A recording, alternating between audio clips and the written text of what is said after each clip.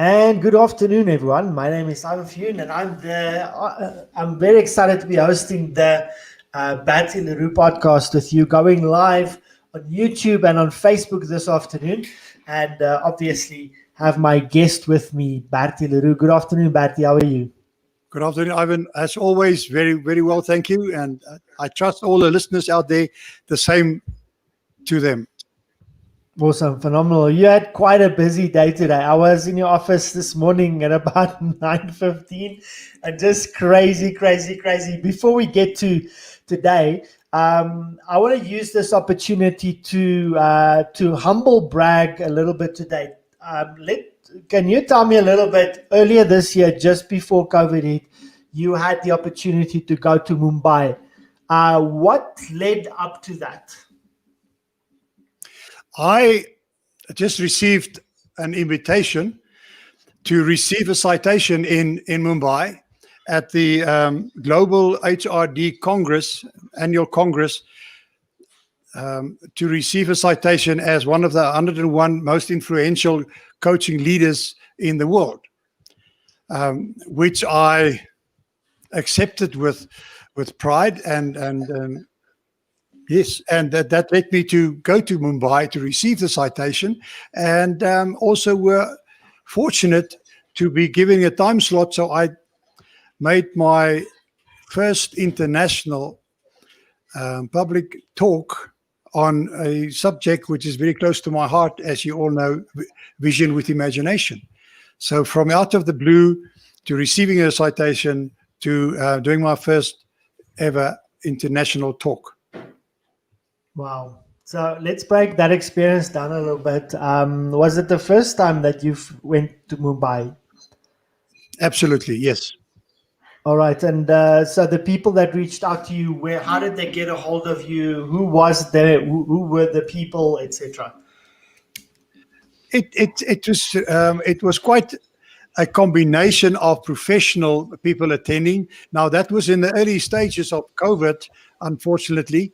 We didn't know at that stage what's going to happen. Otherwise, I might probably not have gone all that way to Mumbai, because the people from the East, Japan, Singapore, Malaysia, China, did not attend this international congress.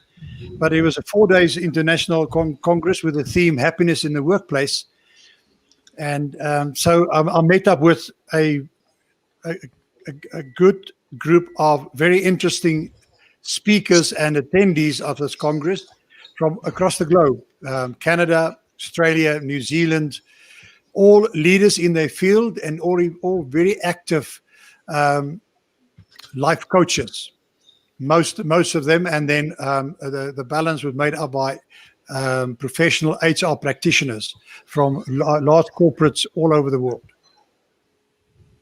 All right. And then what did you said that how many days was this conference that you attended? 4 days altogether. Okay. And you went for the whole thing? Absolutely. I never missed a session. So tell me, what was it like when you got there? Was it a culture shock? And then did you meet up with anybody when you got there? Yes, I met up. My master coach under whom I qualified and was certified, Ingvar Johnson from Iceland, was there as well. He was also a speaker and received one of the recognitions, same as I did. I met up with quite a few South Africans, I must say, from all different walks of life and different organizations, corporates, government institutions, universities. As we met up with a lot of others, there was always functions and activities going on, because there was 5 sessions held simultaneously with speakers from all over the show. So you had to decide where you want to go and which session you want to attend. So it was very well organized.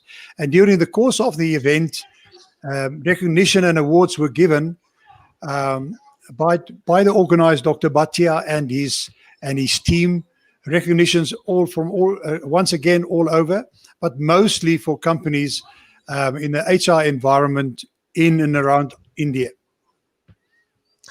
And so, of all the sessions that you attended, what were your top three, the best three ones that you personally attended, so that we can get to know you better and learn kind of what were you interested in?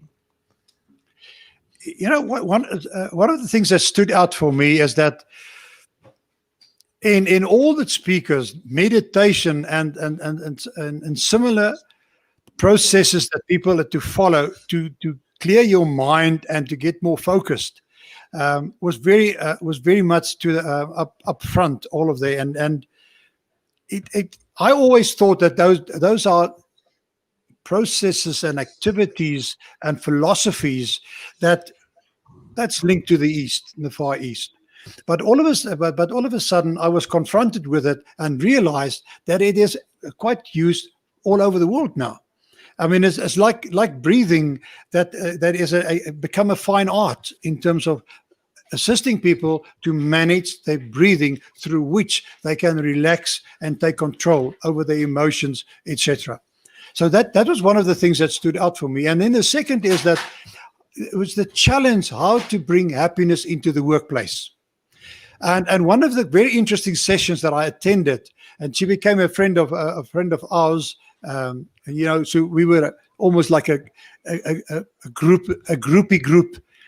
She came from Belgium, and in Belgium she was instrumental to implement work from home principles in a semi like quasi government institution in Belgium, and they'd done it over 2 years with great success. Where at the end of the day, offices were not given out anymore. You would when you want to go to the office and had to go to the office, you actually reserve an office space where you go to for that day. So everybody was starting to work from home, and she was explaining and showed the figures, how the company managed this in the process, how they were quite a few people that could not handle this change, resistance to change, and how they just fell by the wayside and decided to resign and left the organization. But the money the company saved and the efficiencies they brought in and effectiveness was actually astounding. And here we sit with COVID, and that's become second nature now. Work from home.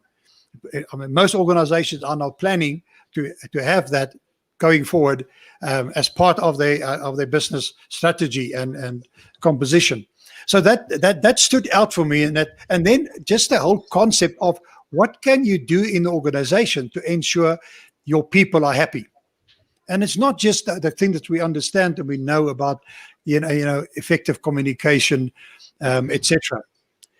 Everyone brought that to the party, what they believe in. And then coaching then obviously stood out, because coaching is what most people need to make them more efficient, effective. In other words, square peg in a square hole. That's the goal. If you can achieve that, you will have a much happier individual, because you apply the individual to his or her strengths, get them to continue doing what they love. And the moment we all know that when you do what you love doing, it energizes. If you don't, and if you apply it out of your comfort zone, it saps your energy. So we all have experiences throughout our life that you get home at night and you actually drained. You've got nothing left. It's because you were active in activities that got you to concentrate and think the whole day long. It wasn't natural. It didn't come easy. And that stood out. So the coaching they were labeled to be the answer. NLP. Obviously, one of the strengths that comes a moving way, a much more brain involvement in coaching, and as I'm not talking about left brain, but a more linguistic. So there's big changes that were handled at that time, not knowing what's going to happen with COVID. So it preempted. It's almost like my subject, vision with imagination, which has now become the foundation of what what I practice and what I teach. Because with a vision, we can handle all these challenges that is thrown to us, whether we're an individual, an entrepreneur, a professional, or organization or a corporate. With vision, you have purpose, and with purpose, you have answers to anything that's thrown to you, because you can manage it, because you are thinking beyond the limitations of the here and now. Just to give you. We've got a comment here by Marinda Grobler, and she says, breathing lots of vision and imagination, such a powerful combination. Can't wait from coaching from you, Mr. Leroux. Yes, we spoke a lot about that, and Marinda has just completed a course in yoga and related activities, which has brought her closer to much a better understanding of her own psyche. And I think that is very much part of that you understand, you delve into your core. That's what we believe when we talk about insight. Because once you've done that, you know exactly where you are. And controlling yourself through meditation and through breathing, perfect combination. Cool. So, Bertie, while you were there, you told me what were some of the sessions that you attended. Can you tell me a little bit, what was the in-between sessions? When you're in between a session, you walk in the hallways, you meet up with people. What was that networking like? Who did you meet? What kind of conversations did you have? I was privileged to meet from government representatives, ministers one day through Dr. Patia. So I was really introduced to a wide spectrum of people. But as I say, there's a lot of interesting talk that took place. And maybe one of the things I could share is that in India, I realized, and I got the feedback from representatives out there, which is many of the people that was present was women, and most of the women that attended this Congress were qualified, highly qualified people with doctorates. And one of the discussions we've had, it was about the traditional Indian philosophies and principle that's applied by families, where children has to follow in the steps of their parents. The parents decide who they marry, what courses they do, where they work, and how they're going to live their life. Simplistically spoken. But they were telling me about the fact that has moved. It is changing. Women is now allowed to follow their own careers, become professional. That's why so many of them have got doctorates. They're following their own calling.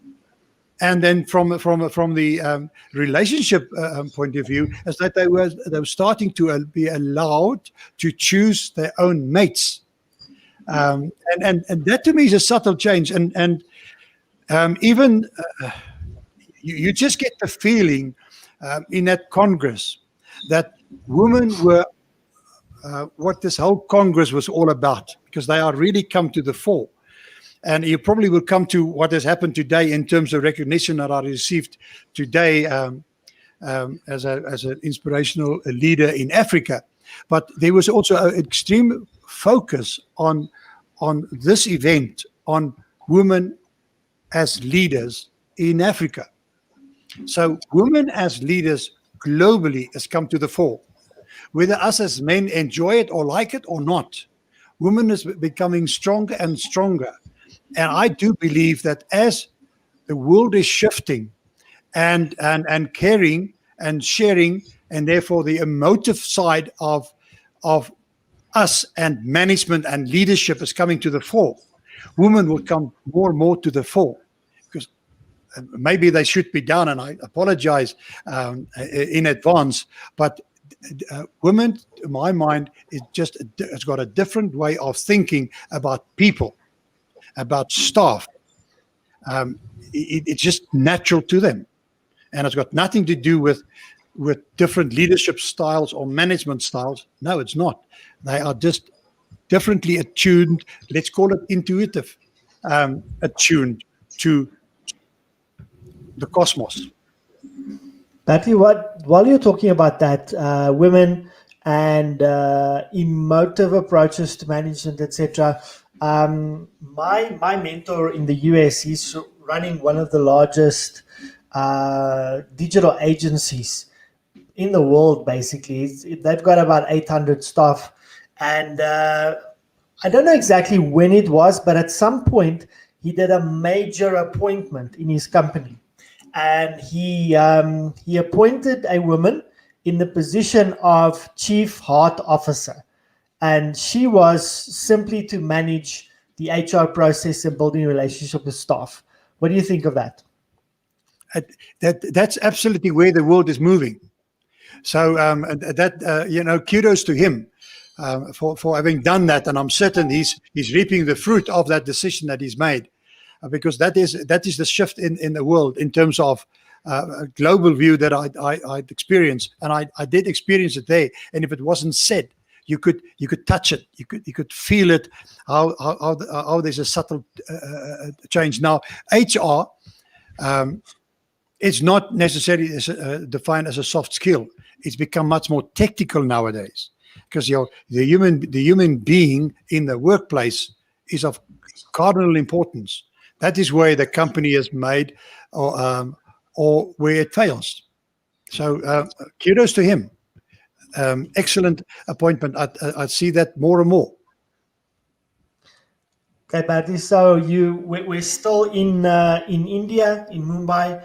And when exactly did you do your talk? Was it in the middle? Was it at the end? It was on the second day of the four. Of the 4 days. There's different times. I did my talk as part of the educational day, which was all the talks and everything was done at an educational slant, and I did my talk during that day. Yes. Okay, and so you were there for 4 days, and right the second day was your talk. What was that like? Was there a lot of nerves for you? What was your What was your experience like building up to your talk? I will let everybody out there in something that I don't share often. A little quiet piece of myself. I enjoy talking, as probably many of you have seen. But I prefer not to prepare myself too much ahead of time, because I prefer to talk at the spur of the moment and off the cuff. And I flew Air Seychelles, which was a super flight because it was absolutely dead straight. Landed in Seychelles and flew on from there. That's the most affordable, quickest route to get to Mumbai and back. Layovers, none. So that was fantastic. So I must have rewritten my talk a couple of times and even changed the presentation a couple of times. But then the guide of the slides that I used, I think I used overall 10 slides. As one of the attendees said, listen, he was so scared I'm going to have a slide overdose here. And I said, no, we used a slide as a guide to chat about. So when I enter the stage and walk on the stage, I always, every single time, irrespective, will have butterflies. And I think that's probably part of nature to prepare myself. But the moment I start talking, it absolutely disappears, and I enjoy myself, and I have a ball. Every time I have a ball when I'm up there on the stage, and I think that is the most important lesson we can learn. Public speaking or any talks that you hold, if you talk about what you are passionate about, it is easy. I hated comprehensive tests and talking at school, because they always give you a subject and then they want you to prepare, and then they want you to regurgitate those lines that you prepared. I could never do it. I was absolutely hopeless because I couldn't remember 2 lines. And the moment I can't remember 2 lines, I stand there, stutter, and totally impossible for me to talk. But when I talk about what I love, it is natural. And that's key to public speaking. Ensure that you are passionate about your subject. If not, beware, it's going to be tough. Okay, so let's. I want to talk about public speaking for a moment, and some of the things that you spoke of there. Um, there's this approach, and it's happening quite a lot, and I like to do it as well, where you don't do a lot of preparation.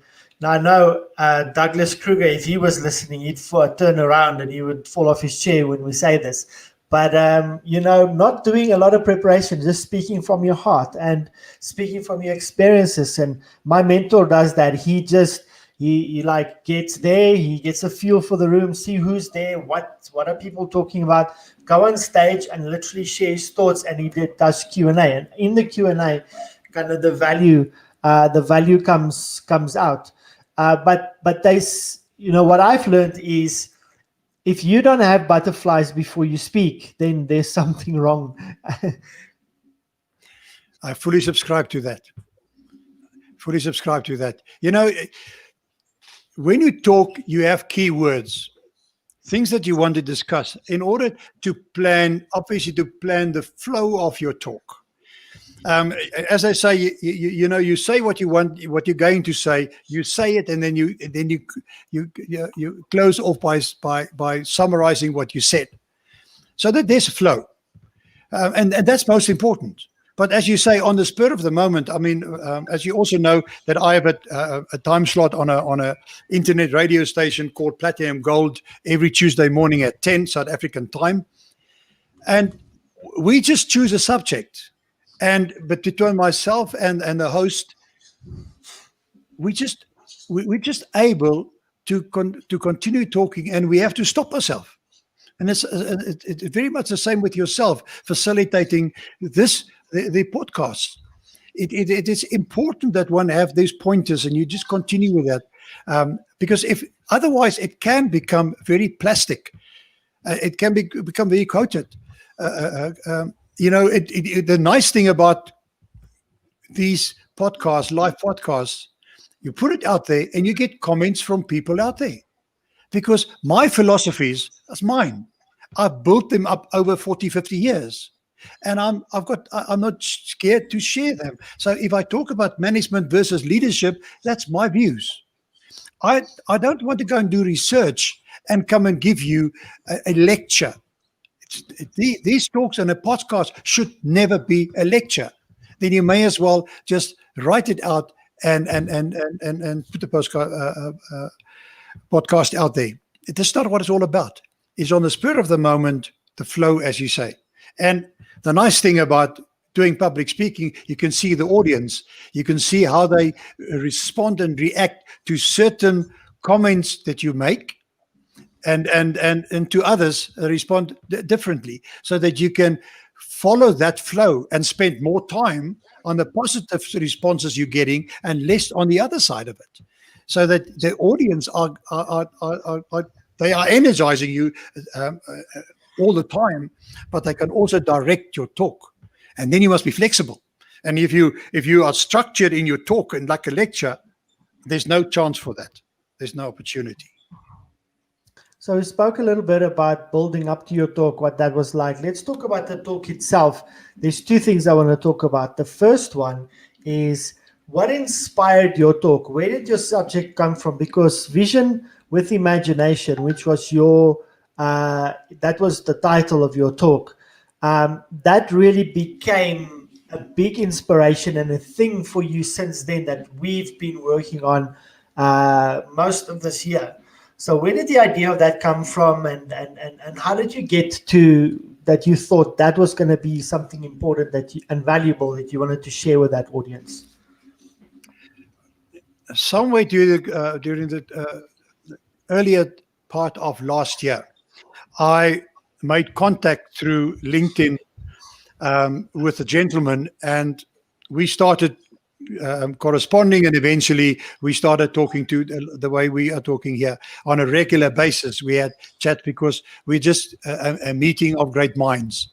Very much, and Maurits is very much a philosopher, so it was incredible to talk to him. He then introduced me to a colleague of his that has got masterminds out of the States, Colorado, the States, and we met up and I became part of the mastermind. And through this process of developing disciplines of thought, I realized what I've always been talking about.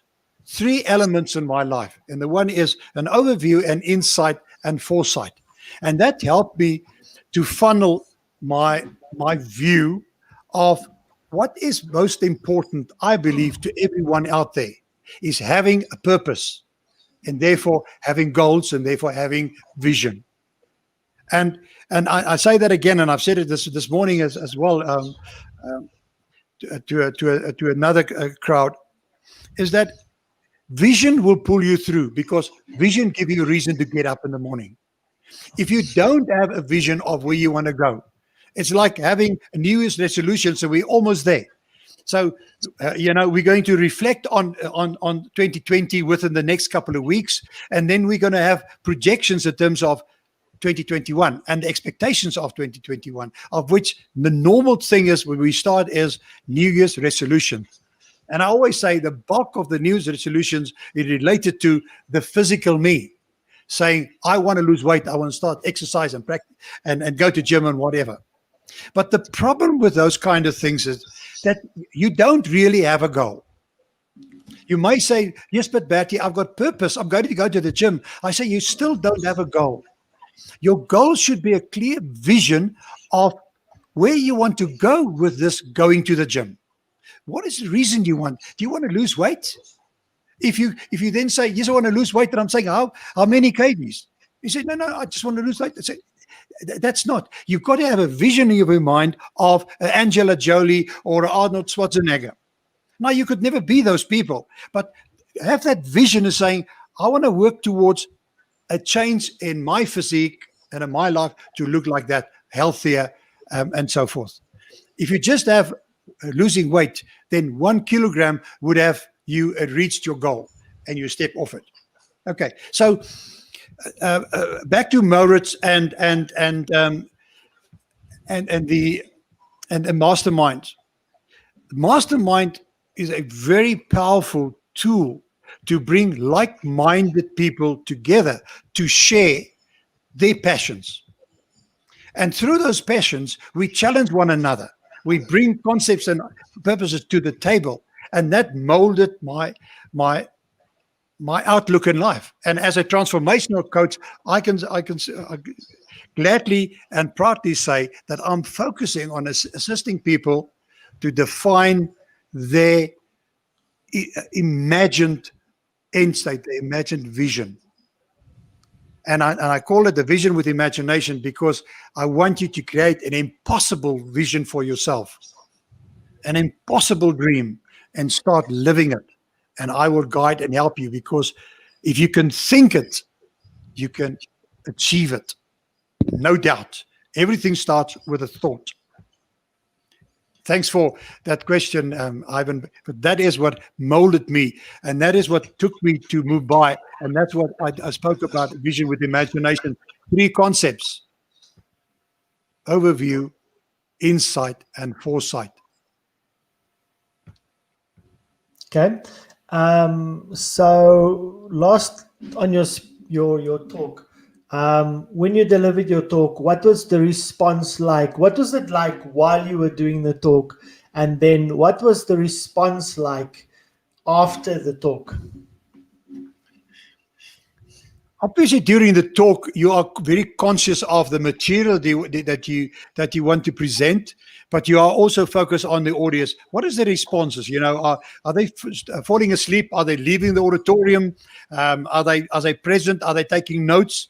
Which is important stuff, and you start focusing on those people, and you are making certain I will be able to recognize their face, because after the talk, those are the people that you make contact with deliberetely first.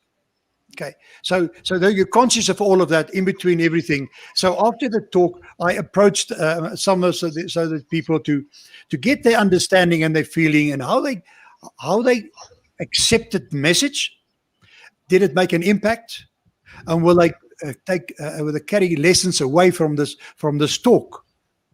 And that is important to find out, because then you know I hit the mark or I did not.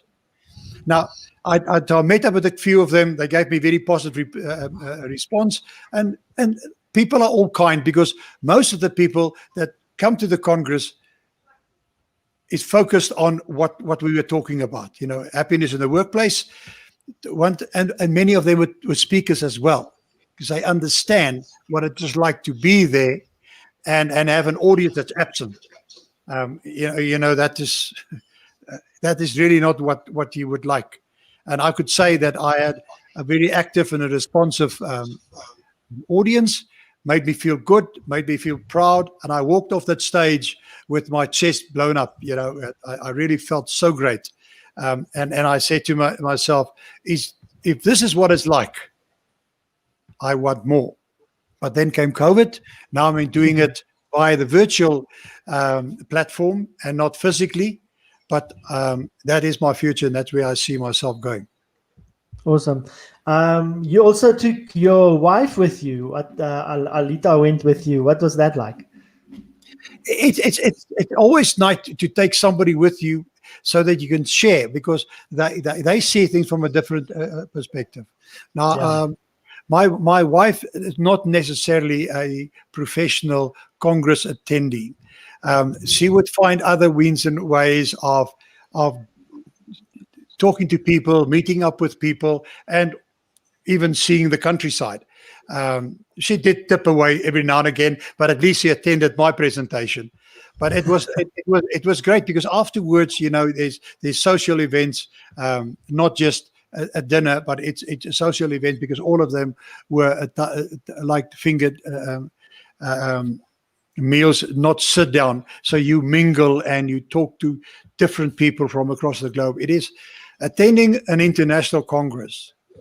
It's one of those things that I would strongly recommend any person do, because it's not just what you learn from the presenters, but what you learn from the Congress attendees and goers. And then let's get to today. What happened today? You attended another seminar, Congress, something today. What was this Congress? What was the Congress about? Yeah, that was a recognition to be an influential coaching leader in Africa.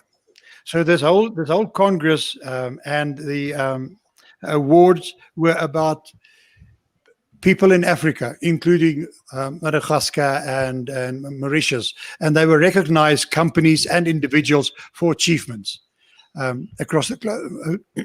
Apologies, across the globe.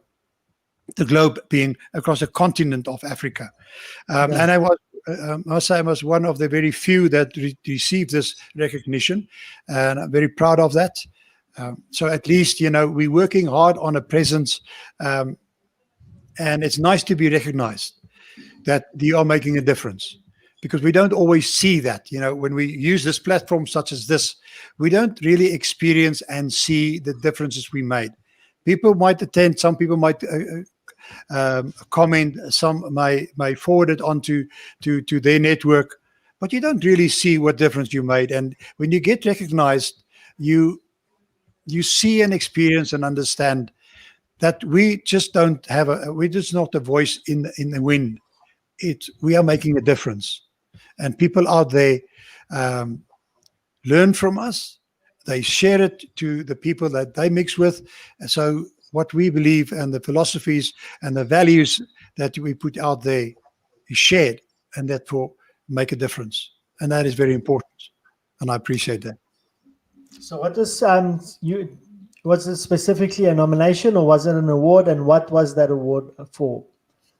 That was a nomination, and then they again had a team that evaluate the nominations, and then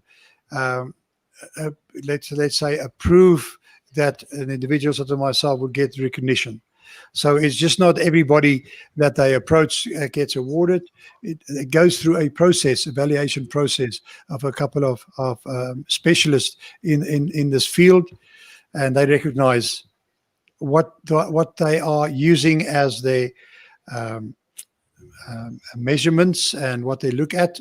I don't really know, but at the end of the day, irrespective where recognition comes from, it's appreciated. It does Awesome. make a difference, and it's unexpected. That's awesome. Okay, Bertie, and then they gave you a chance to speak. What did you say in your segment that you had the opportunity to speak to them? I actually referred to my trip out to Mumbai because I mean, just as I alluded to earlier, vision with imagination. I never could have had a vision of what would happen if one have a major um, pandemic as we had with the COVID-19 virus. And that whole concept of having visions is what pulled me through. And I believe that many companies that I'm involved with and individuals pulled them through. So I never envisaged that it would become so important. So coaching and mentoring people around the concept of having a vision, having a purpose, and having a reason to get up in the morning is what I believe carried a lot of people and companies through. So that's what I spoke about. That I spoke about, something that just made excellent people better, more focused, make them all beyonders and exceptional achievers. But yeah, we sit with a pandemic, and every single one of us needed some support and a reason to get up in the morning. Whether we ended up still in December having a job, or whether we've lost ours to find something else and a solution, something else for our lives, being challenged through unemployment and illnesses, family passing away because of this virus, we're challenged. But at least there's somebody to hang on to say, listen, this is what I want to achieve, and I believe I can. And there's somebody else there to help me to define what I'm capable of. The insight component of my talk, and understanding and believing myself, and unconditionally learn to love myself, and for that matter, others. Spend some time in the mirror, spend some time with ourselves, which we didn't do. Spend some time with the neighbors, with the family. COVID brought a lot of different things to the fore. But at the end of the day, to me, it boiled down to having a vision, having a purpose. Bertie, a lot of things happened this year for you, your career, etc. And I know you're like me. We are looking to tap the last juice out of December. What's the rest of the year looking like for you, and what is your expectation from 2021? Reflection is important, and I'm busy doing that, and I'm glad I could, because there's a lot of good things that happened to me. I mean, I also got the coronavirus, and can you say it's a good thing? At the end of the day, I'm saying maybe it's a good thing, because at the end of the day, I could advise and guide and counsel people from a point of having gone through the virus, gone through ICU, and back out there and regaining my strength. So it's important sometimes to live life through your experience and to share. I must say my 2021 is looking extremely promising. I've shared with my assistant today, if everything that is coming my way is coming to fruition, I've got no idea how I'm going to manage it. So 2021 is really looking extremely promising from all spheres of life. Now, I've got many irons in the fire, a couple of businesses of my own, but my passion and my future I see in the coaching and the mentoring environment, and even in that area, it is looking extremely promising. And with your assistance, we'll soon to launch our course, which will also bring another perspective to my life and responsibility towards the attendees of this program. It excites me because the subject, once again, would be about vision with imagination, assisting people to go through this process and helping others through the overview and insight and foresight. So thanks for asking. It is looking extremely promising. and therefore would be much more different than 2020 started off and ended off. I'm excited. I would use the balance of this year to plan and to organize myself and to gain my strength, because I'm certainly going to need it next year. Definitely, yeah. Cool, Bertie. It was nice learning from you and hearing what your year was like, especially those two big events in your life. And I think it was nice just reflecting on those things, because I think things like that humbles you, because you get, obviously the recognition is good, but you are humbled, I think, by realizing that, listen, um, I'm I'm I'm in a position where I am privileged to be making an impact in other people's lives. And like you said, a lot of times we do these things and we don't necessarily see the viewers right away. We don't get the comments all the time, etc. But from my experience, I know that the consistency and giving value over and over every week, that is what builds your career, your credibility. And I think there's a lot of people that's watching and learning from you. And I've spoken to a couple of people, and they just I'm very honored to be working with you, because there's a lot of value that comes out and that's still going to come out, and I'm very excited for that process in the future in that. So thank you for spending time with me again today. For those that are watching, if you have watched all the way to here, we want to say thank you. And we also want to encourage you to, if you've got any encouragements for Bertie, or you have any questions, please post them in your comments below. We will make sure that we get back to you and we engage with you. And we'd love for you to book out 4 o'clock on a Tuesday and spend time with us while we spend time with Bertie talking about specifically vision with imagination. Thank you, Bertie. Thank you very much. And to everybody out there, thank you for listening and for watching. And please follow me on Facebook and on YouTube.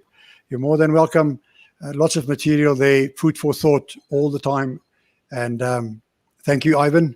Much appreciated. Please be safe. Thank you, everyone. Bye. Goodbye.